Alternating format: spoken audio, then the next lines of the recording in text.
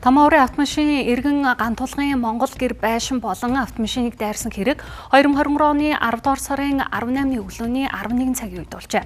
Улмаараа 18 сая 770 мянган төгрөгийн хохирол учруулсан байна. За гэвч өнөөдөр хүртэл хохирлыг барагдуулаагүй, тус хэрэг хаагдсанд хохирогчдын зүгээс гомдолтой байгаагаа манай телевизээр дамжуулан илэрхийллээ.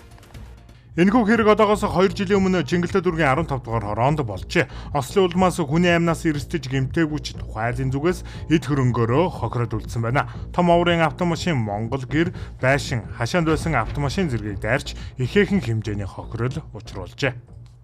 2023 оны 10 сарын 18-нд болсон хэрэг. Тэгээд том оврын помп машин манай гэр байшин машин тэрэг хашаа эд хөрөнгөний маань юучгүй дайраад тэгээ уртлын айл руу бас орсон. Тэгээ энэ хэрэг нь болохоор зам тээврийн прокурор дээр зам тээврийн гинтийн осол гээд хаагдсан байгаа. Тэгээ тухайн үед бол биднэрт ямар нэгэн хэл сураг юу ч ирээгүй, бид нарыг цагдаагаас нэгэн ч ирж байцаад нэгэн ч асуулт асуугаагүй. Тэр машин бол энэ дээрээс алдаад энэ рүү орохдоо манай гэр бол баашин дайраад гадаа байсан машин дайраад 18 тэгээд машин тэрэг машин зашин бол аваагүй байгаа.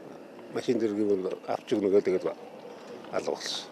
Гэвч өнөөдөр хүртэл хохирлоо барагдуулж нөхөн төлбөрөө авч чадаагүй байна. Учир нь тээврийн прокурорын зүгээс тухайн хэргийг санамсаргүй осол хэмээн үзэж хаажээ. Харин тухайн автомашины эзэмшигчтэй холбогдоход дараах хариултыг өглөө. Нодлон дууссан шүү дээ наасаа. Би байр өгсөн шүү дээ надад болж. Нэг машины аюуд үлдэх юм байс.